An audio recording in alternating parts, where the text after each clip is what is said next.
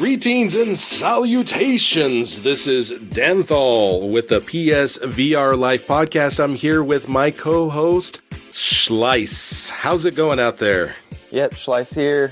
Yeah, let's talk about some PSVR stuff, man. Yes, it is the PSVRLIFE podcast episode number 1. You may have listened to episode 0. I put episode 0 out there just to get a test, see, how the whole thing's going to work out. I think last time I checked, there was 36 listens to that episode, which 6 of those are me testing it at least. And then, you... And then I think my girlfriend, and then maybe another one where I tested it. So I think we're up to like 25 listens on episode 0. That's how it goes. You got to start off humble. Grassroots, man. Grassroots is how it starts, Yeah. We met on Reddit and wanted to do a podcast. You were looking to do a podcast, and I had been wanting to do one when I saw somebody else. I was like, yes, somebody who wants, because I'm always the one who's asking if somebody wants to start a podcast. I did like a Flying Spaghetti Monster podcast. I still do. It's still out there. It's not over yet. And I've done other video game podcasts in the past. So I'm like an actual podcast veteran all the way back from 2006. You are relatively new to the format, but you're doing excellent already. Good times. But yeah, I just listen to a lot of podcasts, and I've always been interested in making one. And PSVR is something I'm very enthusiastic about. I can't stop talking about it. Can't stop thinking about it. I'm constantly on the PSVR subreddit, just seeing everything that's coming up and making notes on it and everything. I comment on almost every thread. It's ridiculous. Yeah, no, I was super, super excited to have somebody else who's as passionate for virtual reality as I am. 41 years old now, born 1975, right before that whole Atari era. And ever since 1995, when they had the first virtual reality things you can play in the mall, I've been wanting something like this, and now it's here. Anyways, we're recording. It is November 10th, 2016. Today is the PlayStation 4 Pro launch date, and I got one. It's not opened yet. I just got back from Target with it, and once we're done with this show, that is what I'm going to do. I'm going to hook it up, and I'm going to put it in a different room. My PSVR is not even going to be hooked up to a TV. It's going to have a computer monitor, just in case I need to do stuff that can't use the headset. But I'm so excited for the PlayStation 4 Pro. Now, I got to try one out, and it's something else, man. Have you gotten to try it out? No, all I've seen was things that are online. I haven't seen a demo or anything. I followed on the Reddit forums as well, and post comments quite often. And I've seen other people talking about the improvements. What was the one they were saying? The biggest thing is load times. They're showing some games showing improved load times, 24-25% increased. And that's good because load times are crap, especially rigs. That's one that drives me crazy, the load times. Well, not just the load times, but also the texture rendering. When I'm in rigs and I look to the left on my regular PS4 and I see the rendering of the texture, it's all blurry, and I look at it for a second and then it's clear, that's completely fixed on the PS4 Pro. It's just automatically perfect rendering of the textures. So that's what I'm excited about for the PS4 Pro. So we have a list here of current games and some soon upcoming games making use of the PlayStation 4 Pro, particularly in VR. Do you want to list those off? Yeah, the PS4 Pro games that are updated are PSVR Worlds, Playroom VR, Bound, Robinson the Journey, Farpoint. That game's not out yet, but it's going to be released with PS4 Pro support. Thumper, Drive Club VR, Kismet, Riggs, The Assembly, Paranormal Activity VR, Resident Evil 7, Eagle Flight, E-Valkyrie, Battlezone, Rez, Russia Blood, and there's more games that are not for PSVR that are updated. It's on the official Sony blog. There'll be a link to that in the show notes. And any game that is made on Unreal Engine 4 are super simple to upgrade. It's one line of code.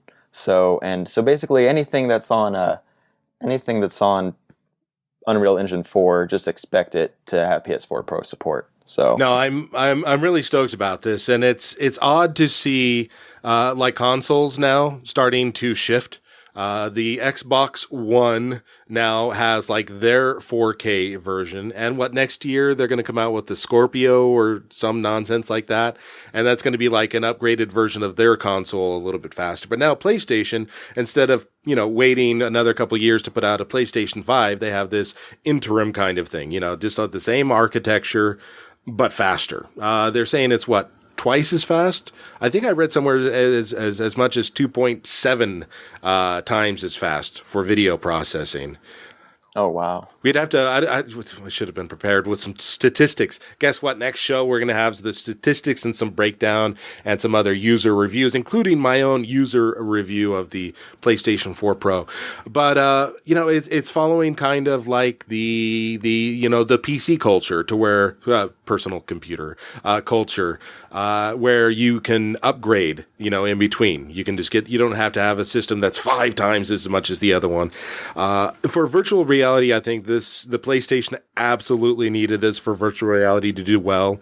Games like Drive Club are definitely not performing where people want them to perform in virtual reality. From what I've heard, the patch doesn't do a whole lot right now, and it's unlikely that Drive Club's going to benefit a whole lot from this because the developers aren't really developing Well, the original Drive Club. The studio is shut down. Yeah, the studio's shut down. What's weird is they put the tracks that are in Drive Club VR, they put those tracks in the regular Drive Club. And as like a final patch on their way out. But like the low res versions that you can play just in regular Drive Club. That was odd. But the next generation of PlayStation VR games, the things coming out in a year from now are definitely going to benefit from the Pro. They're going to have, the Pro version, and then they're going to have the non-Pro version. And it's good. I'm glad. I want to see how it increases the tracking and the graphics and the load times and everything else. Yeah, I'm actually excited that you don't have to buy 2 separate games. It's one game, and on the Drive Club VR, we're just going to have to wait for Gran Turismo Sport, which they lied to us about that. They said it was going to be all playable in VR, and now it's only part of it, but heck, I'll still get a wheel and everything. I'm not even a racing fan.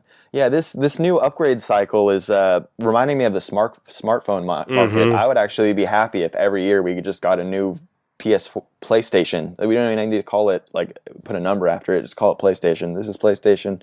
Next year you buy your PlayStation, if you want to, The architecture of the PS4 allows for this. It's not like the jump from PS3 to PS4. Right. Games are super simple to make for PS4 because it's just like PC architecture. Yeah, it's a x64 architecture, just like like a PC or the Xbox and the PlayStation 4. You develop everything in the same way. They have the same kind of processors and video cards and memory and everything else like that. So it's a good thing, to have that. And I'm looking forward to, now that more and more games are coming out for the Vive and for the Oculus Rift, these kind of things are going to translate over to the PlayStation 4. They're going to want that market, to port it over. I don't know. It's promising. The future for VR is definitely bright, and the present for it is excellent as well. So, what are some things that are annoying you, Danthol? I know some things that are annoying me, and it's my long hair right now. I need to get it cut. This is a conspiracy theory. I think that is pretty prominent right now. I think the government VR is a market right now just so the government could get us hippies to cut our hair.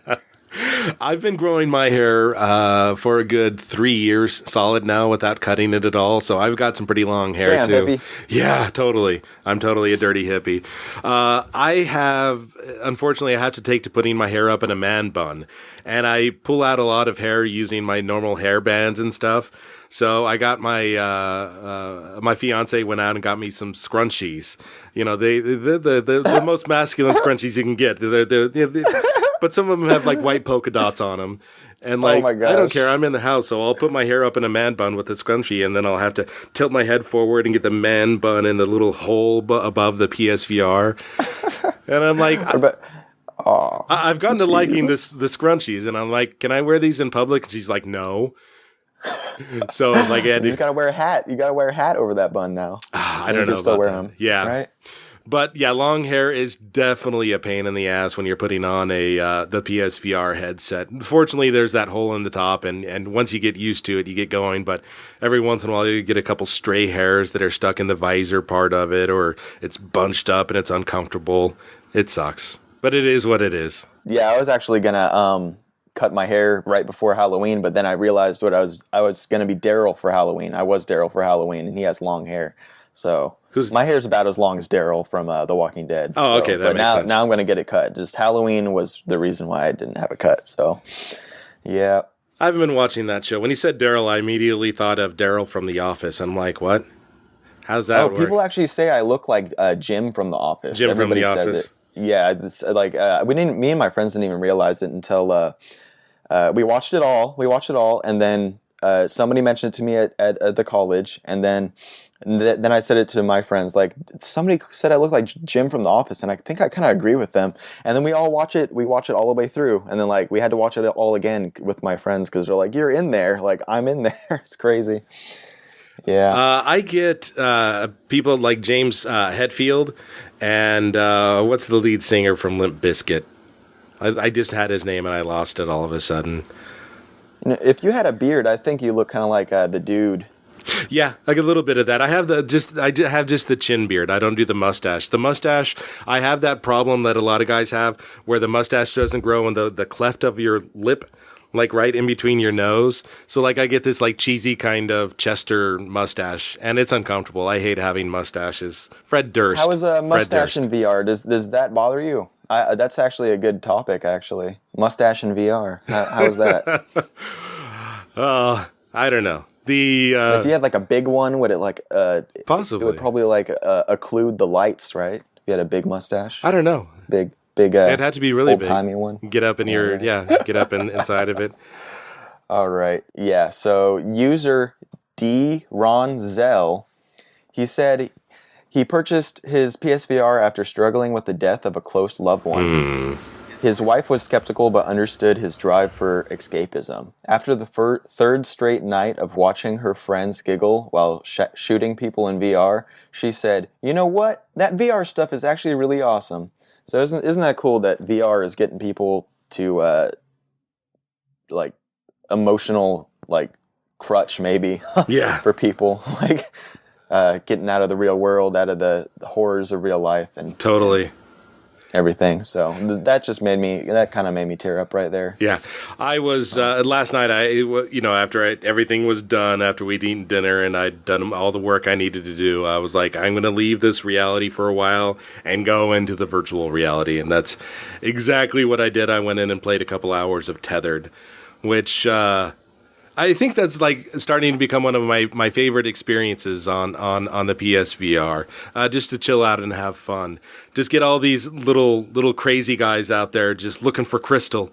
Like they get the crystal and they have the crystal and they take the crystal back to the totem and you inhale the crystal after they've refined it.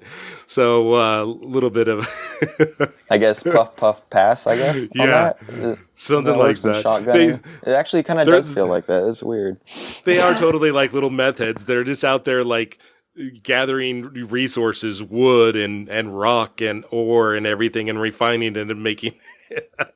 Sitting there tying stuff. You see all those meth heads just tying stuff all the time. What's up with that? Yeah. Why are meth heads always tying things? You find look, there's you gotta combine the two clouds together and make a lightning bolt, and you get the lightning bolt and you break the rock, and behind the rock there's red crystal. Oh my God, go get that red crystal. No worms, don't eat my crystal. Have you seen the Blue Crystal yet? Oh, that's a different show. Is that a different show? I haven't seen. Yeah, that's Breaking Bad. Yes, yeah. Absolutely. But that's how you start off. You get that little frantic. The eggs are dropping down, and you got to go sit on the eggs. And then just when you get all of your dudes like gathering just the way you want them to, and then it turns to night, and here comes the freaking slugs. And you gotta I don't know. I love that game. So you like that game a lot. Oh, okay, cool. I haven't played more than the 2 levels I have since episode 0, but I've recently just had to hunker down on platinuming rigs. Yeah. So I had all the trophies except for the one that was glitched, and they finally updated it and got to sign in at popped and I got the platinum on that. Yeah, like, So, like of the two of us, you're totally the hardcore gamer of the two of us. You're like the kid, with some disposable income who can play games all day. I'm the father. Oh no, well, I guess compared to you, but Yeah. I have a full-time job, and it's just Oh, no. I put in as much time as I can without making my girlfriend cry because she feels like she's being ignored. Exactly. But no, she's doing great. She's doing really great with it, and she loves Thumper. Like if she gets mad at me for being in VR too long, it's like, okay, come over here, sign into your account, you get on Thumper. She's happy. Yeah. Courtney really likes Thumper. So with you being a father and a parent, what are some really good family activities you could do with the PSVR? Oh, dude, it's all about the playroom. The kids in the playroom is where it really starts. My daughter likes being the cat. And then my son and I will get the controllers and run around as the mice, and she just plays it up. What's really cool is when you talk, the cat talks in a higher pitched voice. It's a little bit of a delay, but like the head movements, she does the head movements and the putting her head up and laughing kind of thing. And the cat just does the puppet actions. It's so awesome just watching her play that.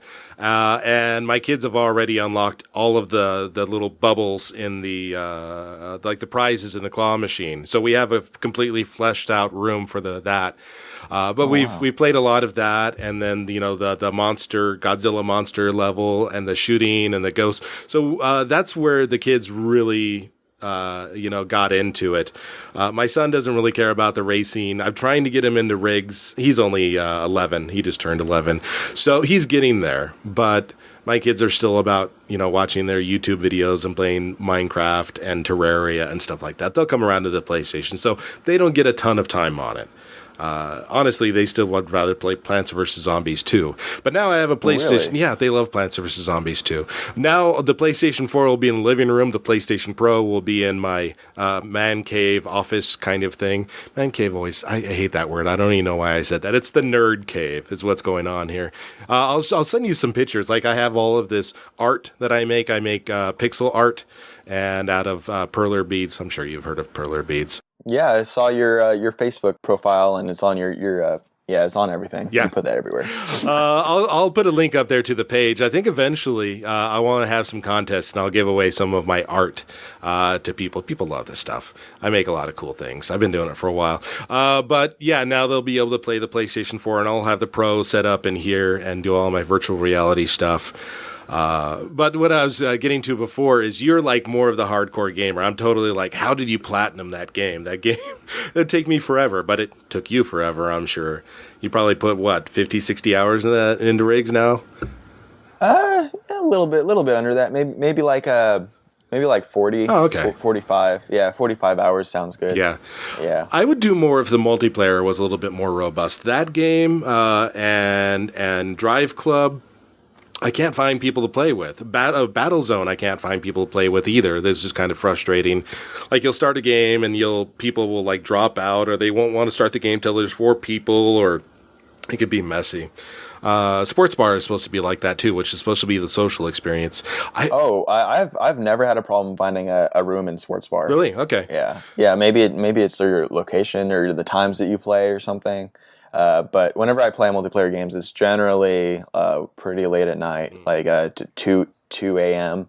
So and that's when the other side of the world is on. So I get matched with a lot of Japanese people, a lot of British people, So, but some of the things that I've been trying to do to at least for balancing the show is look at some of the other apps and other things that the PSVR is doing other than just the core games. And I think, like I said, my fiance won't play a video game, but she'll definitely watch an Alamette. And I'm sure there'll be other videos like that, or Invasion is the other big one. But Invasion's not really even a 3D kind of thing. That's very much a 360 video. No. Oh no! Did you download the actual Invasion, or did you watch it on the Vrideo?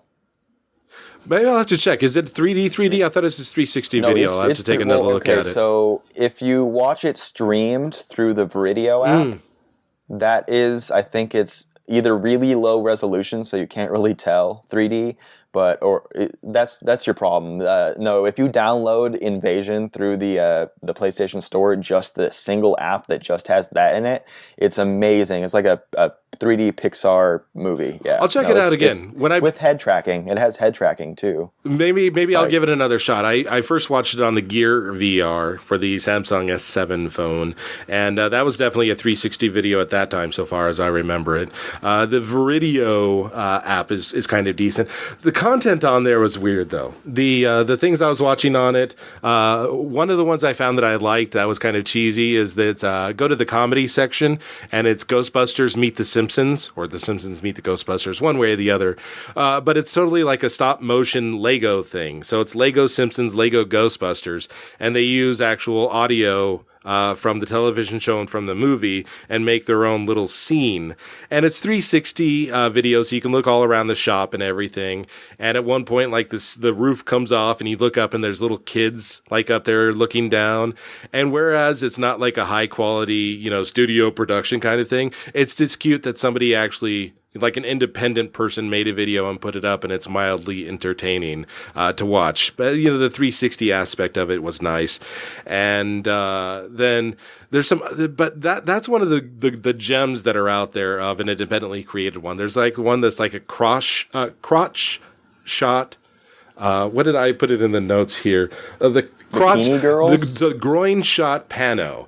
And it's basically like somebody getting kicked in the groin, like a poor computer animation of somebody that got kicked in the groin that's rolling on the ground, but it's not lined up right. Like it's not 3D. Like if you close one eye, you can see it, and you close another eye, and it doesn't match up. But when you look at it, it doesn't look like it. And I'm like, why would they put a video that's clearly not working in this app, in the app? There is some absolute shit. There's one, and it's just like you know what it is? This is user created content. That's I know. It's like YouTube, so anybody could load up stuff. But I would think for something that, as few videos as they have on there, that they would have some kind of quality control. But like even the Simpsons video I watched, it said like, I was like the 1999th viewer of that video. I'm like, wow. Still kind of, really new stuff out there. They have one where there's like bikini girls on boats. There's another one where there's like a girl in bed. She's like clothed. She's got like boy shorts. I guess they're just trying to get the market share there. Yeah. I mean, she's got like boy shorts and a cut off shirt, and she's laying in bed and rolling around and gets out, and then she like kicks her legs, and they put her kicking her legs in slow motion. Then she goes and stands by the windows and does the little like leg thing up, and it's just like it's pretty lame. It's like totally softcore. It's not even softcore. I mean, you can put this on channel 13. So did you have to turn off the social screen for that? No. No? Oh, your wife's pretty cool, or fiance? I don't even really have the TV on. Like every time I'm using it, I just have it on. Like a couple times when I play a racing game, I'll leave it on. But most of the time, the TV's not on when I'm using the PSVR. Okay, yeah, my girlfriend gets mad at me when I have the TV off. She wants to see what I'm doing. She doesn't trust me, I guess. There was one more that like they're showing off a house, and like you're standing, it's a 360 panoramic kind of static pictures, but they just kind of move you through the house, and there's not even music or anything. It's like dead silent. Like you figure at least put like stock music or whatever in there. But it's just kind of cool to see that at least they have a video app with user created content on there. So that's like a real estate commercial. Yeah, that's exactly what it was. It's like they're selling a house, and they took their 360 camera and took pictures of the house. Eventually, I do want to get the Samsung has a Gear camera that's a 360 camera. It's like $350. I'm waiting until maybe they get like a 360 3D camera, but the technology, that's definitely not here yet. We'll see. We'll see how long it takes them to pick up something. Not for the mass market. Yeah, but definitely not for the mass market. Aside from that, I'm really digging the HULU app. The HULU app works so well. I've been watching Timeless, the time travel show with that, and a bunch of episodes of Rick and Morty. And it's cool to bring up like a beach setting or like the house setting at night or whatever. And it's really an immersive experience when watching videos in that. But one of the coolest things that I did with the HULU app is there's the television show. It's a sci-fi show called 12 Monkeys. And inside the HULU app, there's an environment that is basically you sitting in the chair for the time machine in the 12 Monkeys. What? Really? Yeah, so like the time machine's like right there by it. So you like that's the scene. You're watching the show, but you're sitting in the time machine apparatus. So I thought that was just really cool that, to immerse yourself in a show to the next level to where it feels like you're sitting in the time travel chair. And the 12 Monkeys wasn't bad. I'll watch a couple of them. I think it's like renewed for like 3 seasons now. Yeah, I watched. Was it 3 seasons? I thought it was 1 season. They've only had 1, but they're greenlit for 3. Oh yeah, okay, yeah. I can't wait for the second season of that one, and I'll definitely be watching it in the chair of the time machine. That crazy thing, but it like blows up all the time, right? I don't know. I've only watched the first episode, so. Oh, okay. But I thought it was cool. The other Hulu VR that I've watched on the Gear VR, that was, they have the scenes, but they didn't have anything else going on. Like in the movie theater and the PlayStation, you can turn on disco lights or whatever. And in the house, you can turn on different, settings, whether it's day or it's night. And quick thing about the Hulu, somebody was talking about this on the Reddit forums too. If you start off the Hulu app sitting in front of the camera, it will use camera tracking for you. And it'll use a combination of the tracking that's in the headset plus the camera. So if you move your head out of range, then it will tell you out of range. And it'll come up with a message that's really annoying that says out of range. I didn't know it didn't have that. If you start the app up out of camera range to start off with, then it won't give you that message. I can sit on my couch facing the opposite direction of the camera. The camera can't see me at all, but you can start up that app and do it. Just like you can do the cinema mode in that. You don't have to be looking at the camera to use the cinema mode to play other flat games. But I think like the cinema mode doesn't even use camera tracking based on what. No, it doesn't. Yeah. Just gyroscopes and magnetometers. Right. But the Hulu app, if you're not using the camera tracking, doesn't drift. It doesn't really move around. At least it doesn't feel like it. But if you switch from the Hulu app to the cinema, that it drifts like crazy for me. So we are talking about this episode 0 a little bit about is the drift, is it hardware or is it software? And I'm really based on, like I said, anecdotal kind of things. I really think it's a software thing. I think the cinema mode just has bad tracking. Because nobody has, I don't have any drift in anything. Like at all, really. And you said you get like massive drift. I think it's a hardware thing. I think because we have the same software, and you're having problems, and I'm not. There may be something that's an interference kind of thing. There may be something like light sources or other electronics nearby that are messing with it. From the tech, it sounds like it's a bad gyroscope. Yeah, but if it or bad accelerometer. But if I'm using the Hulu app, not using the camera tracking, only using the magnometer and gyro, and it doesn't drift, and then I switch to the cinematic and it drifts like crazy, that's where I'm coming up with why does it do it in one app and not the other app? And it's got to, in my mind, it's got to be the app. We'll see. Time will tell.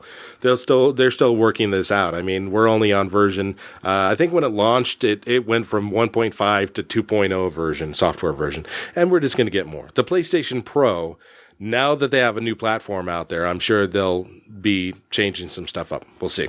Oh, some quick news I just learned right before we started this. PS4 Pro, one of the biggest reasons to get it. It has an upgraded network card. Ooh. So people are getting speeds that were unheard of on the original PS4 for download speeds. So on my PS4, even though I have a 150 megabyte per second download speeds on everything else, all my other devices, on the PS4 Max I get like 30 maybe, and on the PS4 Pro you get your whole download speed 150. That's the biggest reason to switch over.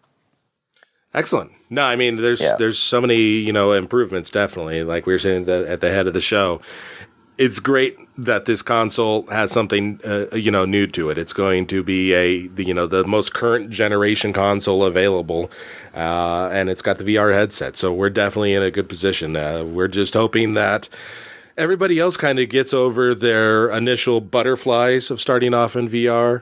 That was like part of our mission statement. Basically, we are, you and I, hardcore PSVR users, iron stomachs. We can play racing games, we can play rigs, we can do anything without getting terribly ill.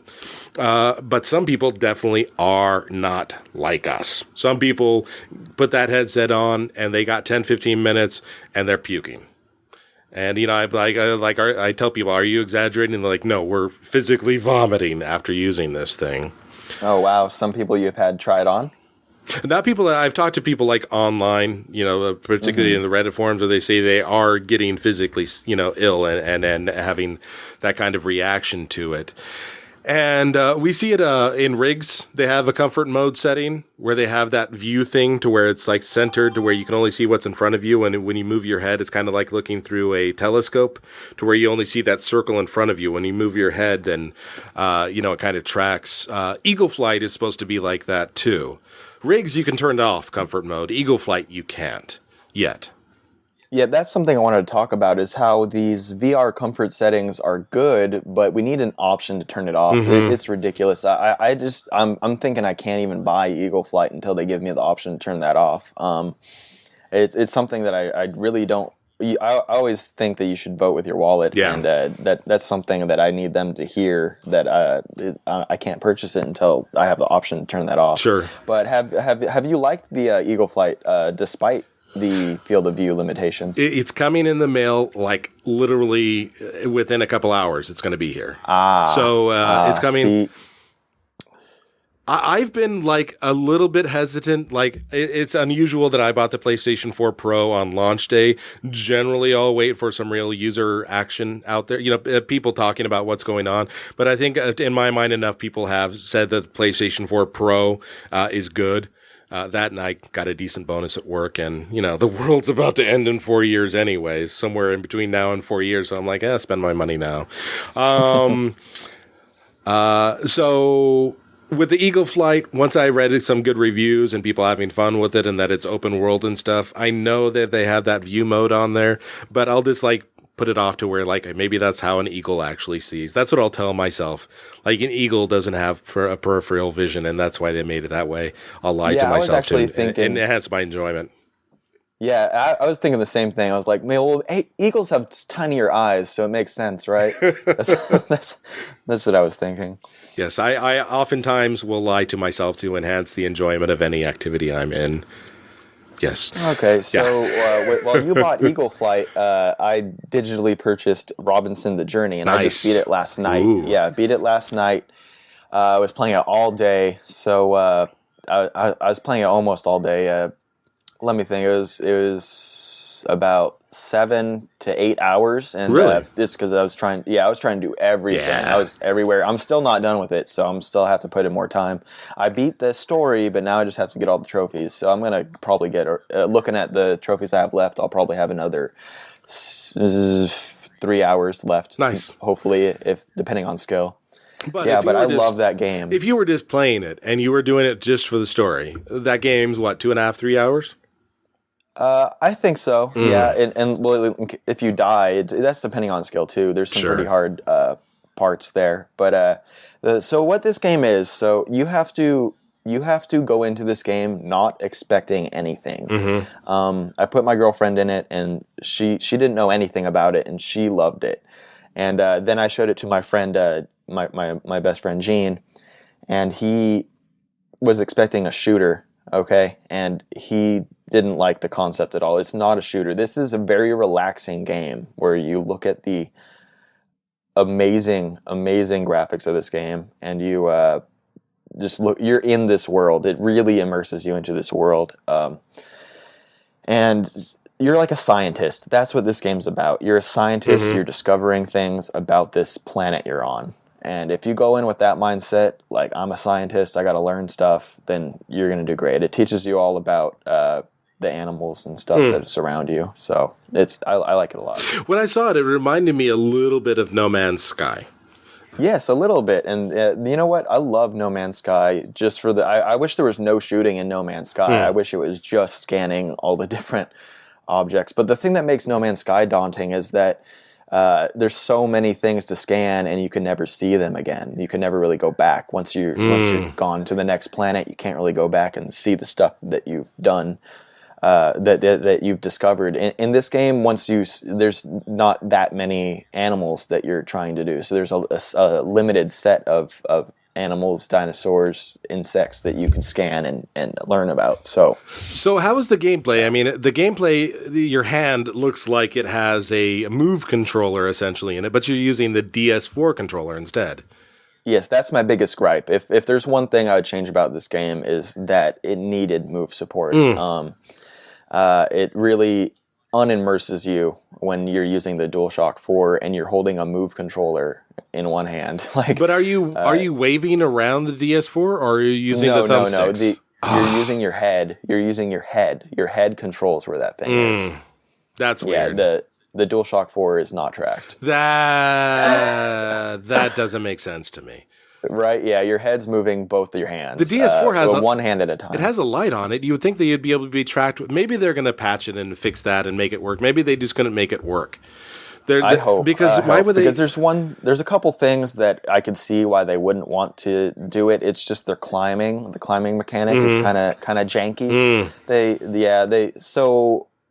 Because there's a lot of climbing in this game. You're like a rock climber, kind of. So, but I would get that down. I would understand where it is. So, like where my hands are. But yeah, it's kind of just maybe they tried it. It was too glitchy to start off with, and they're hopefully refining it. I would really like this game to be improved with the move support.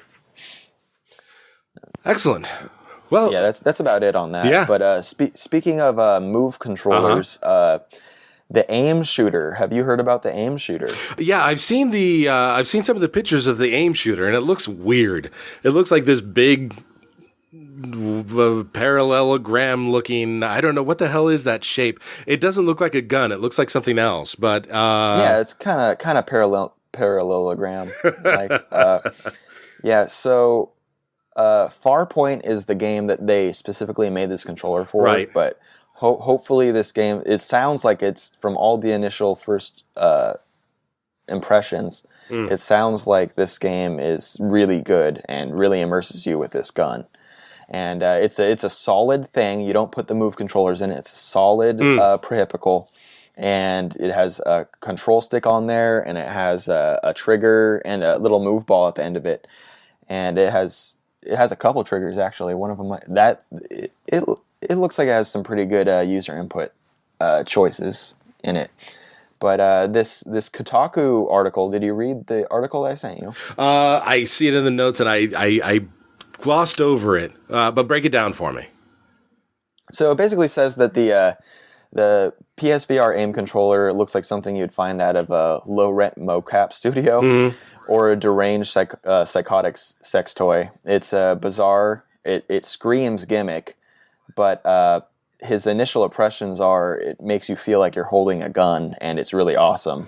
So yeah, it's got a trigger, and it's got some more trigger like button triggers on the front of it, like the handle rifle for reloading, reloading, and then there's a thumbstick on there for analog control. So it looks like you would have your hand on the front part and use your thumb for the motion. Then you'd have the actual gun trigger in the back.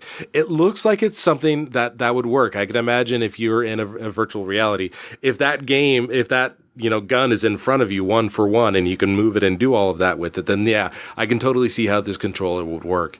And Farpoint, when I heard Farpoint, I'm like, what is this, a Halo game? Because Halo uses Farpoint and Halo or Farpoint and all of their stuff to track your stats and other players and your games. Yeah, Halo. I know nothing about Halo, like nothing. Yeah.